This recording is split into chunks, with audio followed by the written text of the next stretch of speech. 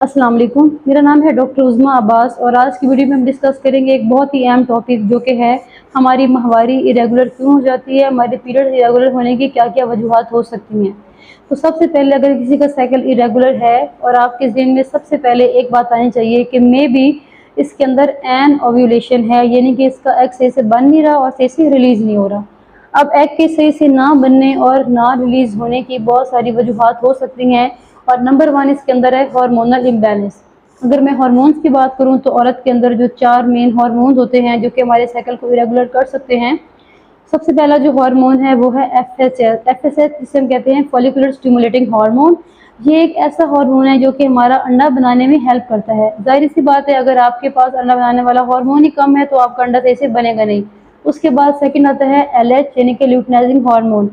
ये ऐसा हार्मोन है जो कि एग को रिलीज करवाने में हेल्प करता है। Number third thyroid. थायराइड का ज़्यादा हो जाना या थायराइड हार्मोन का कम हो जाना, यानी कि हाइपोथायराइडिज्म या हाइपरथायराइडिज्म, दोनों ही सूरतों में आपकी माहवारी ज़्यादा या कम यानी कि इरेगुलर हो सकती है। फोर्थ हार्मोन है टेस्टोस्टेरोन। ये एक ऐसा हार्मोन है जो कि मेल डोमिनेंट है, मेल्स के अंदर ज़्यादा होता है।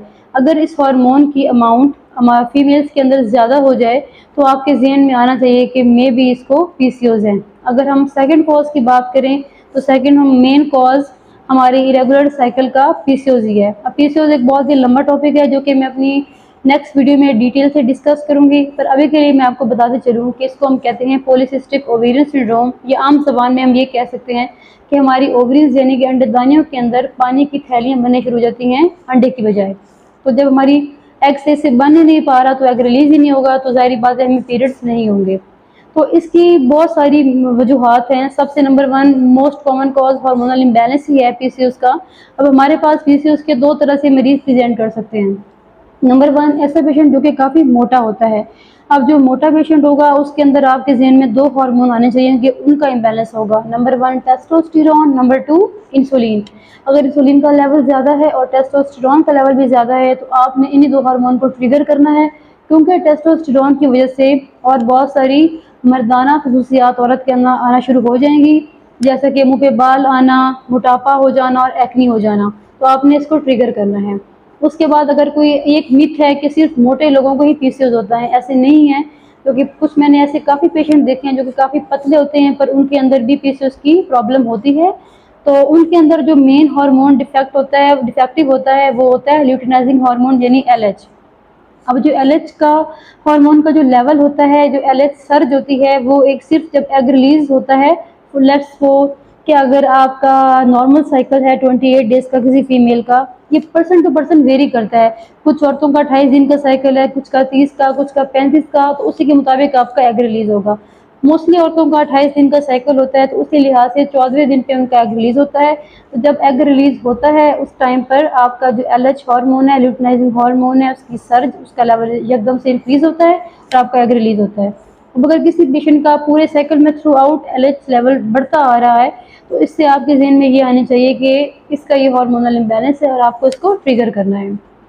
उसके अलावा थर्ड मोस्ट इम्पोर्टेंट जो कॉज है वो है प्री मेच्योर ओवेरियन फेलियर। अगर किसी औरत के अंदर वक्त से पहले, ये बड़ा कॉमन प्रॉब्लम है कि आजकल वक्त से पहले ही यानी कि 30, 32, 33 साल की उम्र में ही औरतों की माहवारी जो है वो बंद होना शुरू हो रही है और उनके जो अंडेदानियाँ हैं वो काम करना बंद हो जाती हैं, उनके अंडे बनना ख़त्म हो जाते हैं, तो उनको साइकिल, उनका जो पीरियड्स हैं उनके बंद हो जाते हैं। अब कुछ लड़कियों को जब उनकी मिनारकी का टाइम होता है, यानी उनको जब माहवारी आना शुरू होती है, या जब मीनोपॉज यानी जब औरतों का माहवारी बंद हो रही होती है, उस दौरान साइकिल इरेगुलर होना शुरू हो जाता है। तो मेरे पास काफ़ी पेशेंट आते हैं और वो कहते हैं कि अभी हमारी बच्ची की लेट्स सपोज 13 ईयर्स में माहवारी भी शुरू हुई है और उसको 6 माह से पीरियड्स नहीं आ रहे, 7 माह से नहीं आ रहे। तो ये एक नॉर्मल फिनोमिना है क्योंकि स्टार्ट में ऐसा होता है और जब आपको मीनोपॉज होता है तो उस दौरान भी ये प्रॉब्लम आपको हो सकता है कि आपकी माहवारी ख़राब हो सकती है। तो इन दोनों सूरतों में आपको परेशानी की ज़रूरत नहीं है। लेकिन कोई अगर यंग लड़की है, सपोज 30-35 साल की उम्र में उसकी माहवारी बंद हो रही है, तो आपके जहन में ये आना चाहिए कि मे भी इसको प्री मेच्योर ओवेरियन फेलियर हो गया है, इसकी ओवरीज काम करना बंद हो गई हैं।